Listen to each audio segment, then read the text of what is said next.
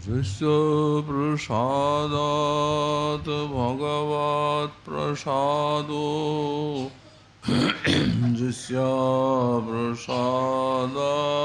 nagati kutopi Dhyayung stuvang stasya jasastri sandhyam Mande Guru Sri Charanarvindam Ajanulambita Ujo Kanakavadato Sankirtanai Kapitarau Kamalayataksau Vishambaro Dijabaro Yugadharmapalo Mande Jagat Priyakarau Karunavatarau Namastrikala Satyaya Jagannatha Sutaya Cha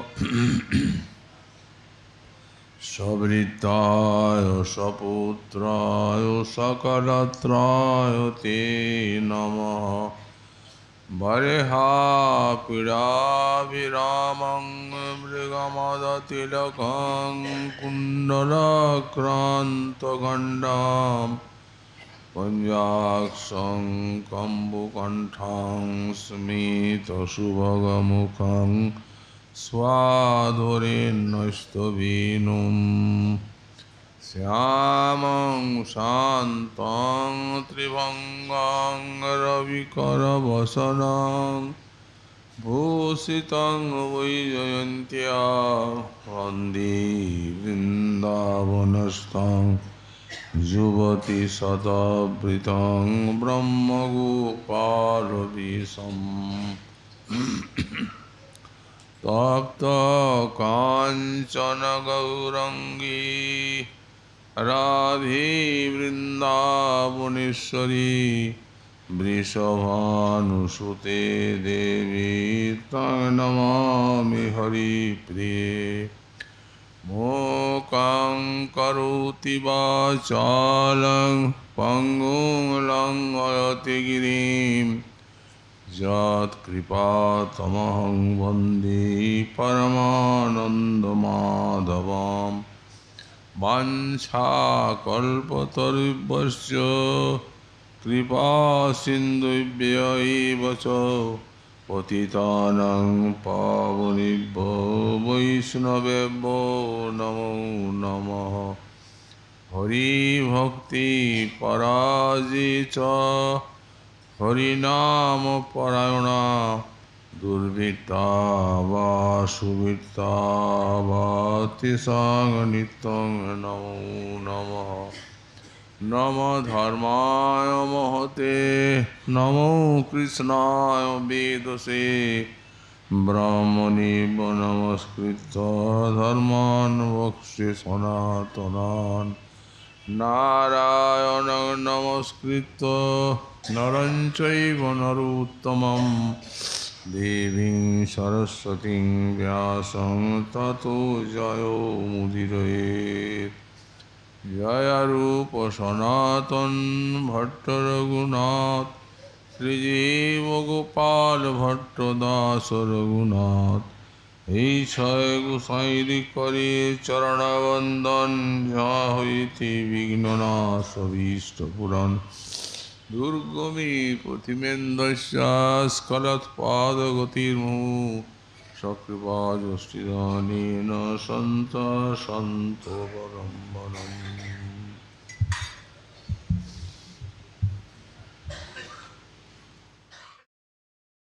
Na janiti lokang na cha nigama jatam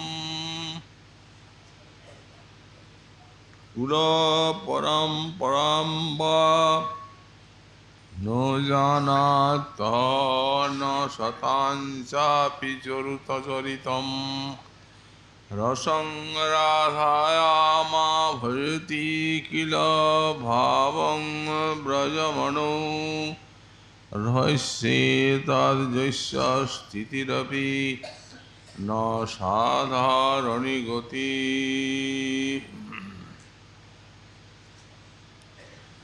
कलियुग पावनावतार श्री श्री गौरांग महाप्रभुर परम अंतरंग पार्षद परम पूज्यपाद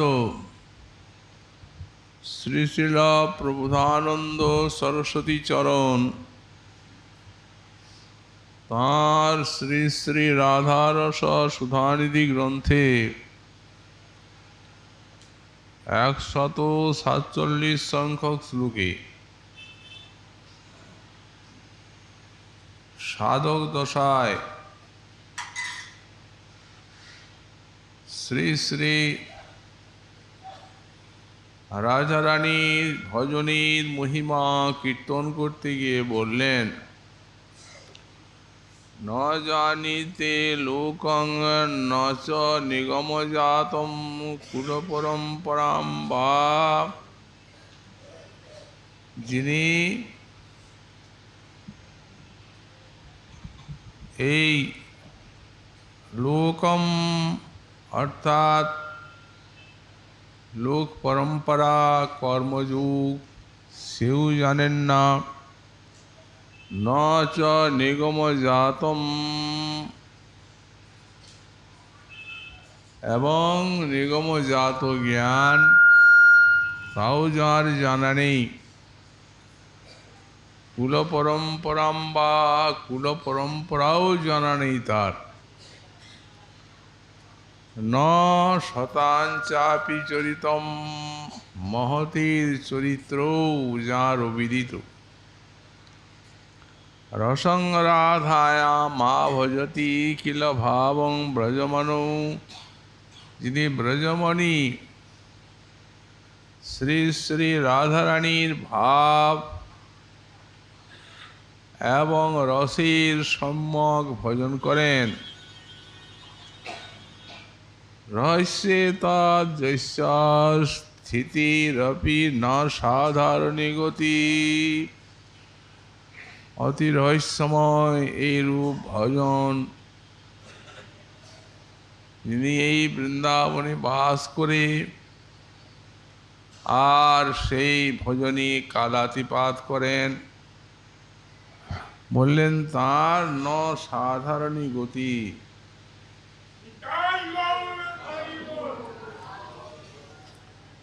তার কখনো সাধারণী গতি হয় না, অর্থাৎ তার কোনো অনির্বচনীয় অসাধারণ গতি প্রাপ্ত হয়ে থাকেন তিনি। এই শ্লোকে শ্রীপাদ গোস্বামী চরণ যারা ঐকান্তিক শ্রী শ্রী রাধারানীর ভজন করেন তাদের মহিমা কীর্তন করছেন।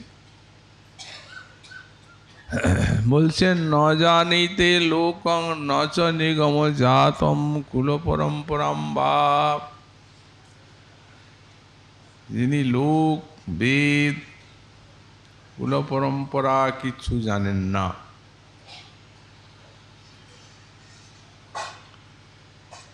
নিগম জাতম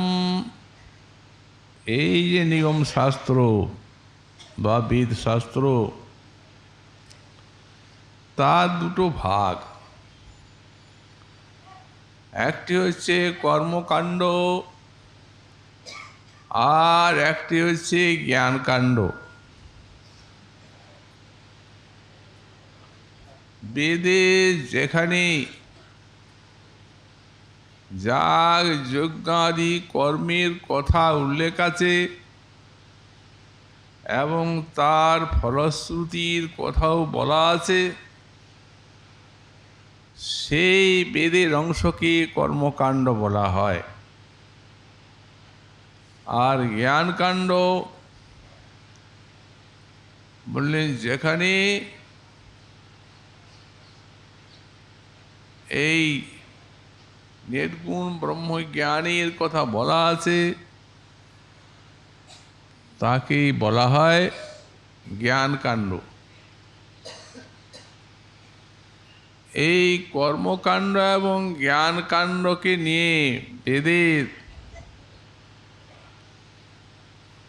পূর্ব মীমাংসা এবং উত্তর মীমাংসা এই দর্শন প্রণীত হয়েছে। এমন ঋষিও আছেন যারা কর্মকাণ্ডই জানেন বেদের অভিপ্রায়, যেমন জৈমিনী ঋষি। উনি বললেন আমরাস্য ক্রিয়ার্থত্বাৎ অনর্থক্য মতদর্থানাম, অর্থাৎ বেদ সব ক্রিয়াপর। এই কর্মকাণ্ডে সকলকে প্রবৃত্ত করার জন্যই বেদের চেষ্টা।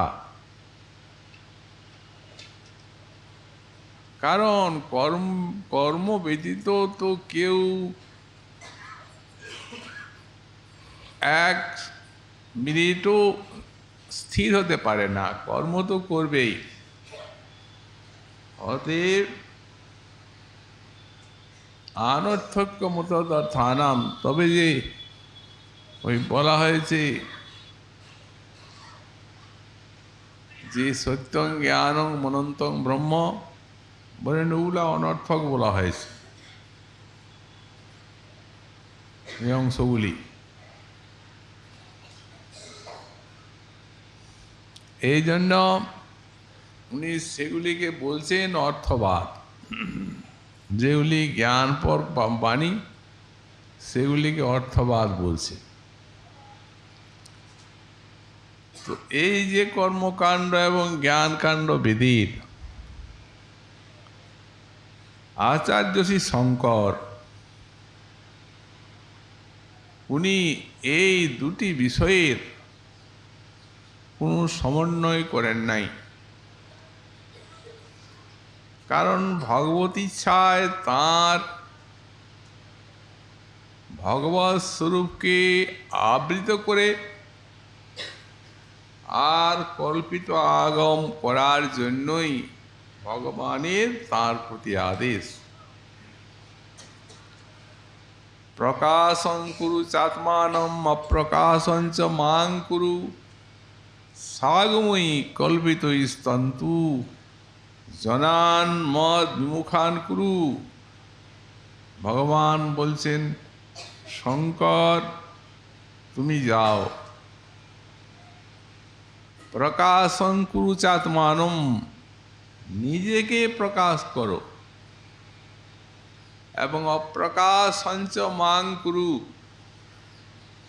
আর আমার এই যে সগুণ স্বরূপ একে ঢাকা দাও। সাগময়ী কল্পিত স্তন্তু জনান মদ বিমুখান কুরু, আর একটা কল্পিত আগম তুমি রচনা করো, যার থেকে উত্তরোত্তর এই সৃষ্টি বৃদ্ধি পায়। অবশ্য ভগবান এখানে প্রশ্ন হতে পারে যে ভগবান জনান মদ মুখান কুরুয়ে কথা বললেন, তিনি এত করুণাময়, তিনি চান সমগ্র বিশ্বজীব তাঁর চরণের দাস, মায়াবদ্ধ হয়ে তাঁর চরণ বিস্মৃত হয়ে আর কৃষ্ণ বিমুখ হয়ে নানাজনই ভোগ করছে। অতএব ভগবানের করুণার কথা যে শাস্ত্রে বলা আছে সেগুলির এর সঙ্গে কি করে সামঞ্জস্য হয়? সামঞ্জস্য আছে। এই যে বৌদ্ধবাদ, এটি হচ্ছে শূন্যবাদ। তারা বেদ মানে না, এই বেদ প্রতিপাদ্য ব্রহ্ম বা ভগবানকে মানে না, এইভাবে শূন্যবাদ প্রচার করলেন বৌদ্ধেরা। তো যদি ভগবানকে মানতে হয় তাহলে আগে বেদ মানতে হয়। বেদাশ্রয়েই বেদ বেদ্য ভগবানকে জানা যাবে। এখন ভগবান দেখলেন বেদের কিভাবে উদ্ধার হয় এই নিগম শাস্ত্রে, তখন উনি বললেন যাও আগম প্রকাশ করো। তার যে মূল অর্থ আছে তাকে ঢাকা দাও। বেদ প্রতিপাদ্য আমি, আমার এই সাকার স্বরূপকে তুমি ঢাকা দাও, নিজেকে প্রকাশ করো, যাতে এই সৃষ্টি উত্তর উত্তর বৃদ্ধি পায়। এখন এটা নিজেকে ঢাকাইতে বলেন নাই, নিজেকে প্রকাশের কথাই বলেছে ভগবান। তার মানে যে অবস্থা পরিস্থিতি তখনকার, বুদ্ধ জন্মের 500 বৎসর, খ্রিস্ট জন্মের 500 বৎসর পূর্বে আসছেন বুদ্ধদেব, আর খ্রিস্ট জন্মের 700 বৎসর পরে আসছেন শঙ্কর।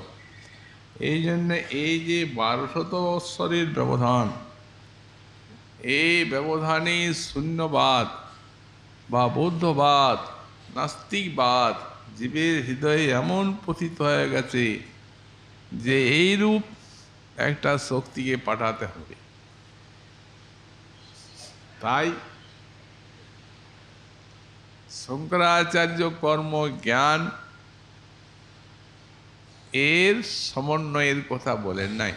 পরে আচার্য রামানুজ তিনি এই যে কর্মযুগ, এই কর্মযুগ অবলম্বনে যখন কৃষ্ণ বহির্মুখ জীবের অনাদিকালের কর্ম সংস্কার, এই কর্ম করতে করতে যখন শুদ্ধ হবে তখন সে ব্রহ্মকে জানতে পারবে। এইভাবে উনি একটা এই কর্ম আর এই ব্রহ্মজ্ঞানের সমন্বয় করলেন। তো এই যে কর্মবাদ এবং এই ব্রহ্মবাদ নিগম, ভগবান শ্রীকৃষ্ণ গীতাতে নিষ্কাম কর্মের কথা বলেছেন, এবং এই নিষ্কাম কর্ম করতে করতেই জীবের চিত্ত শুদ্ধি, তখন ধীরে ধীরে ধীরে ধীরে তারা ভক্তি মন্দিরে উঠতে পারবে। এই জন্য নিষ্কাম কর্মের কথা বলা,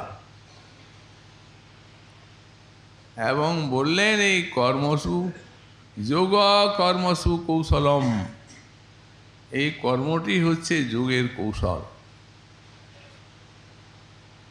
সেই যোগটি কি তাও বলে দিলেন। তপস্বিভ্যু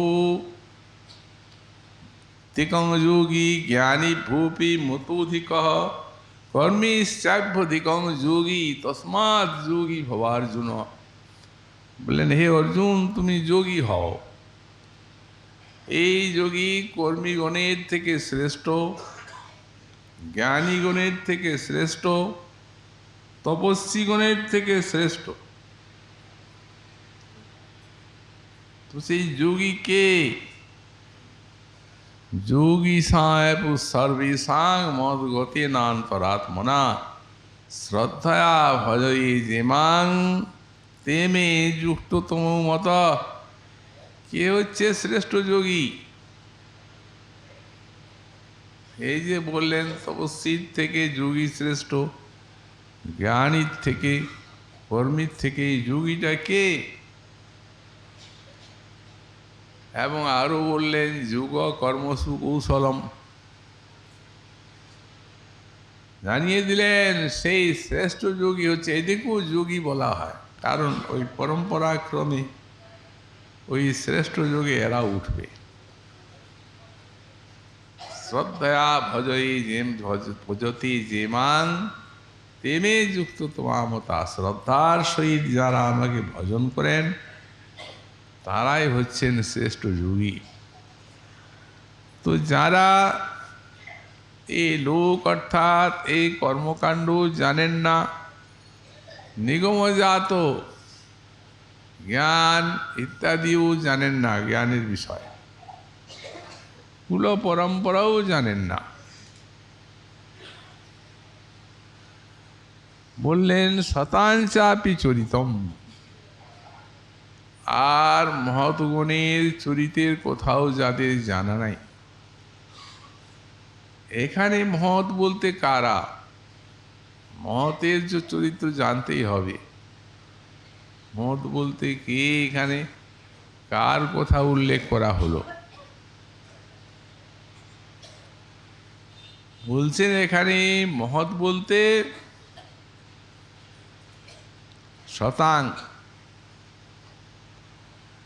এখানে সৎ বলতে যারা উত্তম ভাগবত, এই উত্তম ভাগবত তাদের চরিত্রের দিকেও তার অনুসরণ করার ইচ্ছা তাদের অন্তরে নাই। এক উত্তম ভাগবত, আর এক মধ্যম ভাগবত, আর এক কনিষ্ঠ। তো কার চরিত্রের অনুসরণ করতে হবে ভক্তকে? উত্তম ভাগবত যারা, তাদের এমন সব চরিত্র আছে যেগুলি এই সাধারণ ভক্ত কখনোই অনুসরণ করতে যাবেন না, কারণ তারা বেদ বিধির পারে ওপারে চলে গেছে। যেমন দৃষ্টান্ত স্বরূপ আমরা বলতে পারি যে কালনার ভগবান দাস বাবা, উনি বিড়ালের সঙ্গে খেতেন।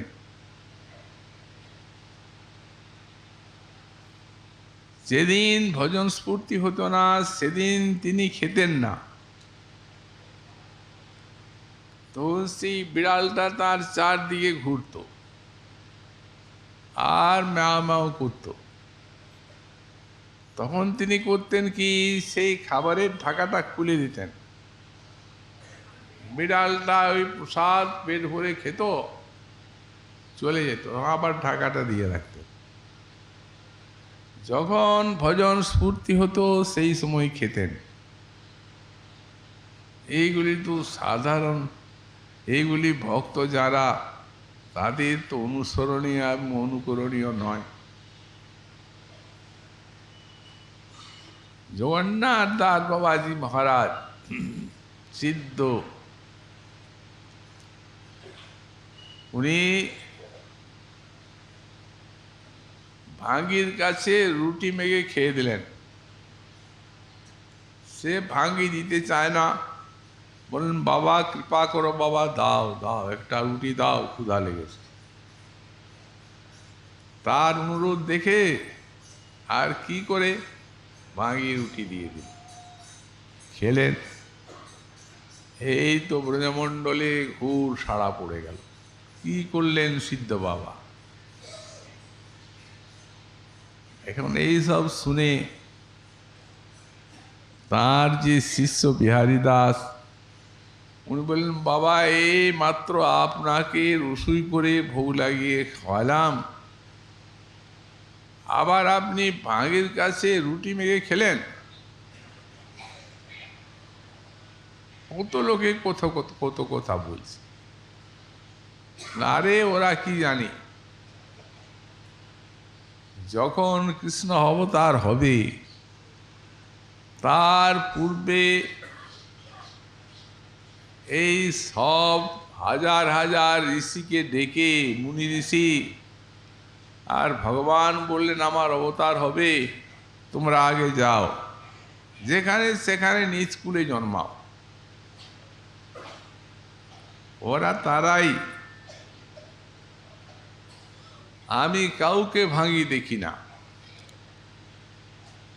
দেখুন এই বৃন্দাবনে আপনার রুটি বন্ধ হবে, বলছেন দেখাই যাক কি হয়। তারপরে তখন সামাজিক যারা সকলেই নানা রকম কথা বলতে লাগলো। রাধিকানাথ গোস্বামী, নীলমণি গোস্বামী, গৌর শিরোমণি মহাশয় তারা বাবার কাছে গেলেন। তা এখন গেলেন যখন, সেবককে বলছেন দাও আসন দাও। তারা বসলেন, চুপ করে আসেন। তা বাবা বলছেন বলুন না কি বলবার জন্য এসেছেন, চুপ করে রইলেন কেন? তারা বলছেন বাবা আপনি হচ্ছেন ব্রজের শিরোমণি, আপনি এইরকম করলেন কেন? লোকে কত কথা বলছে, আমাদের শুনতে কত কষ্ট হচ্ছে এই মহৎ অপরাধের কথা। বাবা বলছেন ওরা কি জানেন, এই এরা অনবরত রজের সেবা করছে, এদের অন্তরে বাহিরে সেই রজের কৃপা, এরা গোবিন্দকে পাবে না। আর আপনারা খাট পালঙ্কে শুয়ে আর রজ পাবেন বলে চলে গেলেন, ভিতরে ঢুকে গেলেন। এই সমস্ত মহতের চরিত্র বেদ বিধির ওপারে, এই তারই কথা বলা হয়েছে যারা একান্ত ভজননিষ্ঠ তারা এই আচরণগুলির অনুসরণ করেন না। একান্তি ভক্তের কথাই এই শ্লোকে বলা হচ্ছে। কাকে একান্তি বলা হয়? বললেন যারা সকাম, তার থেকে এই একান্তি যারা শ্রীহরির উপাসনা করেন তাদের শ্রেষ্ঠতা, কারণ এরা পারমার্থিক বিষয়ে নিষ্ঠাবান। তারপরে বলছেন তত্রাপ্যেকান্তিনাং শ্রেষ্ঠ গোবিন্দ হৃতমানসা যেসাং শ্রীশ প্রসাদোপি মনোহর্তুং ন শক্নুয়াৎ। এই যে সব একান্তি শ্রীহরির নিকটে যারা কিছু প্রার্থনা করেন না, নিষ্কাম, এই একান্তিগণের মধ্যে শ্রেষ্ঠ হচ্ছেন গোবিন্দ হৃত মানসা। গোবিন্দ যাদের মনকে হরণ করেছে, যে সাং শ্রীশ প্রসাদোপি মনোহর্তুং ন শক্নুয়াৎ। এই শ্রীশ প্রসাদ অর্থাৎ মহানারায়ণের প্রসাদ এদের মনকে হরণ করতে পারে না। প্রশ্ন হতে পারে যে যখন এই কর্মকাণ্ড, জ্ঞানকাণ্ড ইত্যাদিরও শেষ অভিপ্রায় ওই জীবকে ভক্তি মন্দিরে পৌঁছে দেওয়া, তখন এই সমস্ত জ্ঞানকাণ্ড ইত্যাদির ব্যাখ্যা না করে আর যদি ওই ভক্তির কথাই বলা হতো তাহলে তো সকলেই ভক্তি বা ভজন করতেন। বললেন না, বেদ শাস্ত্র এদের অভিপ্রায় হচ্ছে সকল অধিকারীর জন্য সেই পরম মঙ্গল যে ভজন, সেই ভজনেই নির্ণয় করে দেওয়া, কিন্তু একটা স্তর সোপান তো দিতে হবে। যারা কর্মের অধিকারী আছে, কর্ম করতে করতে চিত্ত শুদ্ধ হবে, এবং যখন চিত্ত শুদ্ধ হবে তখন তারাও ধীরে ধীরে ভগবানের ভজন পথ আশ্রয় করে ধন্য হবেন। যারা জ্ঞান কাণ্ডে আছেন তারা ওই ব্রহ্ম সাধনার দ্বারা মহৎ কৃপা একদিন নিশ্চয়ই ভক্তিপথে আসবেন। কারণ এই ব্রহ্মানন্দের থেকে এই ভক্তি আনন্দ অনেক কোটি গুণে অধিক। সার্বভৌম ভট্টাচার্য ছিলেন জ্ঞানবাদী বিরাট। মহাপ্রভু যখন নীলাচলী লীলা, তখন মহাপ্রভু তো ঈশ্বর বলে মানবেনই না। গোপীনাথাচার্যের কাছে বলেন কলিকালে ভগবানের কোনো অবতার নেই। উনি বলে বুঝিয়ে দিচ্ছেন শাস্ত্র প্রমাণ দিয়ে, মানবেন না। বরং মহাপ্রভুকে বললেন, দেখো শ্রীকৃষ্ণ চৈতন্য নবীন সন্ন্যাসী, বেদান্ত শ্রবণ সন্ন্যাসী ধর্ম, অতএব তুমি বেদান্ত শোনো, আমি বেদান্ত পড়াবো। সন্ন্যাসীকে তা জানতেই হবে। মহাপ্রভু বললেন, আপনি গুরু, আপনার কাছে আপনি কৃপা করে বেদান্ত শোনাবেন, এর থেকে আর ভাগ্য কি থাকতে পারে। আরম্ভ হলো বেদান্ত শোনা, চলল বেদান্ত পাঠ। 7 দিন হয়ে গেল বসে বসে শুনছেন মহাপ্রভু। ভট্টাচার্য বলছেন, তুমি যে বসে বসে শুনছো খালি, তো কিছু বলো না, কি অভিপ্রায় আছে? শুনছি তো আপনার আজ্ঞায়, আপনি বলেছেন শুনতে হয় সন্ন্যাসীকে, তাই শুনছি। কিন্তু আপনি যে ব্যাখ্যাটা করছেন সেটা তো বুঝতে পারছি না। আরে বুঝতে না পারলে সেটা তো জিজ্ঞাসা করতে হবে। জিজ্ঞাসাও করো না, কিছু না, শুনেই যাচ্ছ। বলে না না, বুঝতে পারছি না, মূলটা তো ঠিকই বুঝছি, কিন্তু আপনার ব্যাখ্যাটা বুঝতে পারছি না। ধীরে ধীরে প্রসঙ্গে নিকটবর্তী হচ্ছে, উদ্ধার করবার আছে। উনি বলছেন, কি ব্যাখ্যা বুঝছো? তাহলে এর ব্যাখ্যাটা নিশ্চয়ই ভুল হচ্ছে। সাক্ষাৎ বেদময় মূর্তি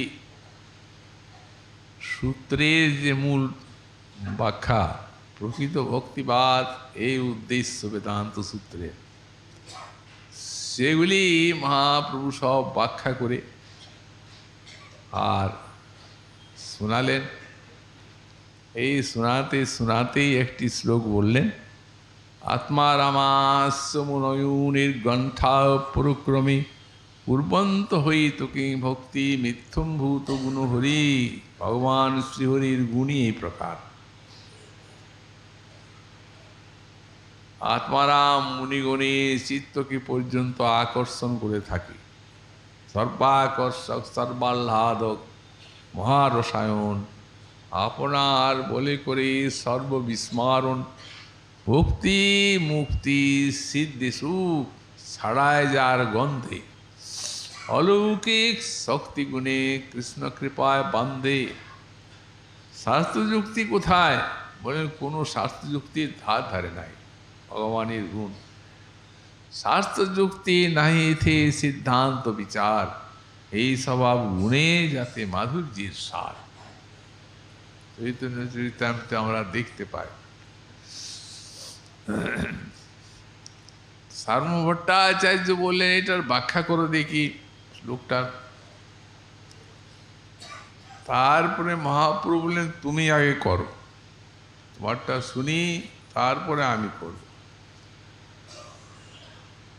উনি বললেন, না যতটা বিদ্যা বুদ্ধি আছে, ভক্তি তো নাই।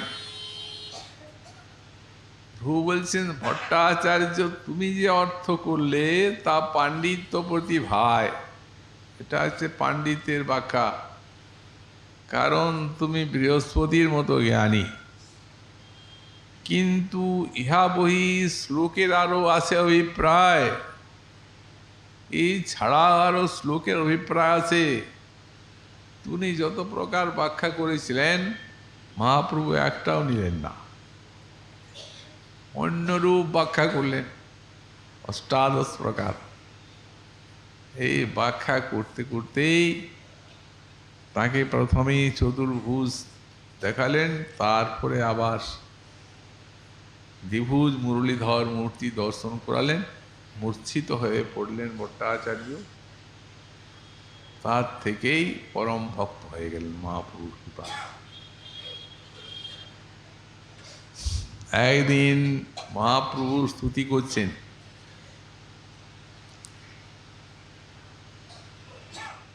তত্তেনুকম্পাং সুসমীক্ষমানু ভুঞ্জান এবাত্মকৃতং বিপাকম হৃদ্বাগ বপুভীর বিদধন নমস্তে জীবেত যো মুক্তিপদী সদায় ভাগ।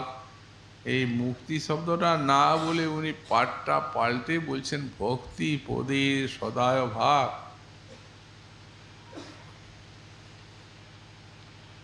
মহাপ্রভু হাসছেন, ভট্টাচার্য এখানে মুক্তিপদ শব্দ আছে, সেই জায়গায় তুমি ভক্তিপদ কেন বলছো? মুক্তি এখানে মুক্তি মানে ওই মুক্তি নয়, এখানে মুক্তি মানে দুটো অর্থ আছে। মুক্তি পদে যার সেই মুক্তিপদ হয়, মুক্তি যার চরণে, নবম পদার্থ মুক্তির কৃপা সমাশ্রয়। 10টা তো ভাগবতের লক্ষণ, তার মধ্যে নবম পদার্থ মুক্তি আর দশম কৃষ্ণ। পদ মানে আশ্রয়, অতএব মুক্তির যিনি আশ্রয় তার চরণে উত্তরাধিকার। এই তো ব্যাখ্যা। হ্যাঁ, সে তো ঠিকই আছে, তথাপি আশ্লিষ্ট দোষী কোয়া নাই যায়। এই মুক্তি শব্দটার একটা আশ্লিষ্ট দোষ আছে।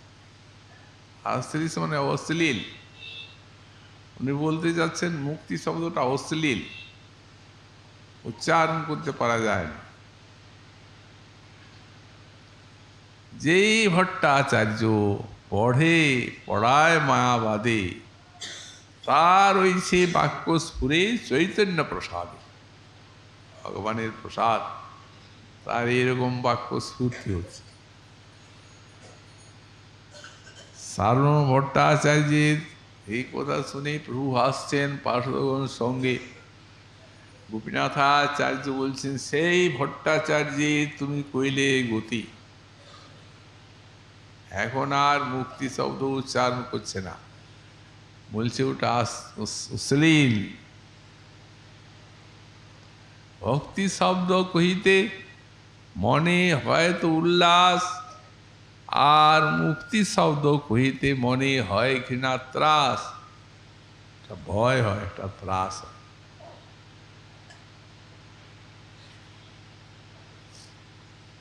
যদ্যপি তোমার অর্থে কৃষ্ণ পদ কয়, তথাপি আশ্লিষ্ট দোষী কোহা নাই যায়। এই জন্য সমস্ত শাস্ত্রের, বেদ শাস্ত্রের অভিপ্রায় হচ্ছে ধীরে ধীরে কর্মী জ্ঞানী যোগী সে অধিকার প্রাপ্ত মানবকে ওই ভক্তি মন্দিরে উঠানো। এই জন্যই গীতাতে কর্মের কথা বললেন, ভগবান জ্ঞানের কথা বললেন, ভক্তির কথাও বললেন।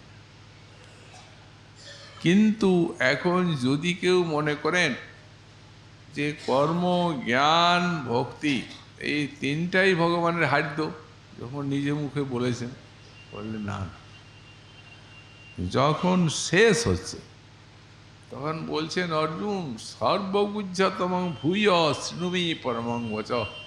তোমাকে ভক্তিযোগ বলেছি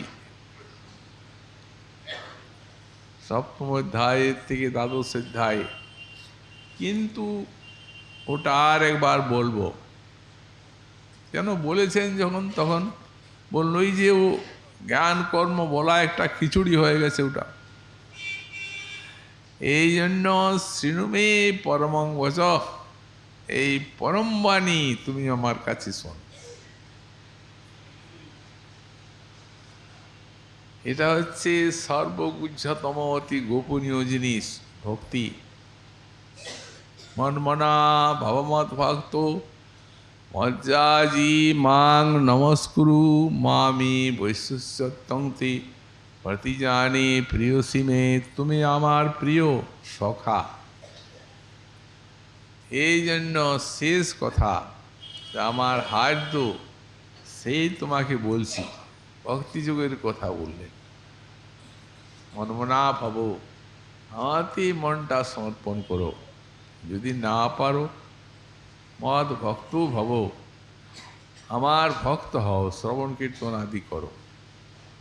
তাও যদি না পারো মদ জাজি ভব, কিছু ফুল তুলসী মাল্য দিয়ে আমার পুজো করো।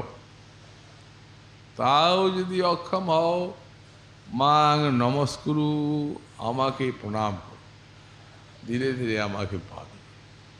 ভক্তিযোগ এত সহজ সরল। আর ভাগবত তো একেবারে শুদ্ধ ভক্তিযোগ।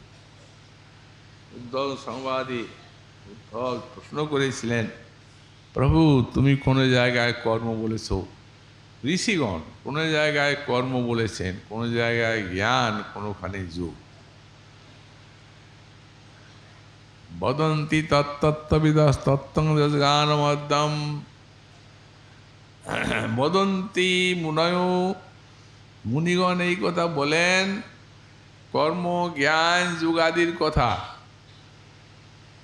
বিভিন্ন শ্রেয়াংশী।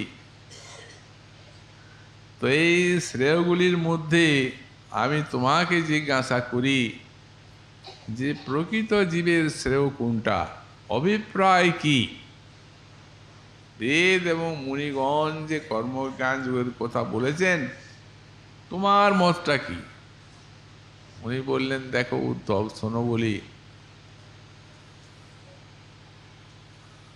যখন এই বেদ শাস্ত্র সৃষ্টি সব লুপ্ত হয়ে যায়,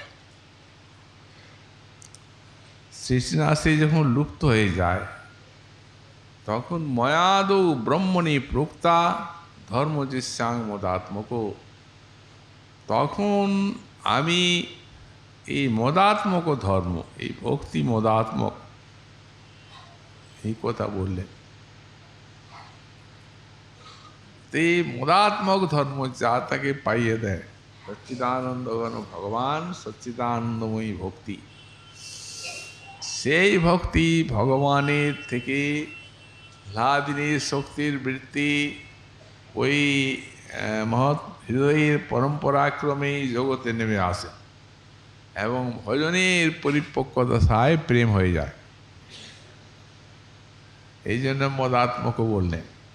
মায়াদৌ ব্রহ্মণী প্রোক্তা ধর্মদিশাং মদাত্মক, এইটি হচ্ছে চতুশ্লোকী ব্রহ্মাকে বলেছেন।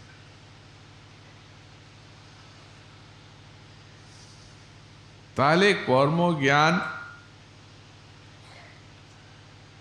ভগবান বলছেন, উদ্ধব শোনো, মন মায়া মোহিত ধিয় পুরুষা পুরুষস্রব শ্রেয় বদন্তনি একান্তম যথাকর্ম যথা রুচি।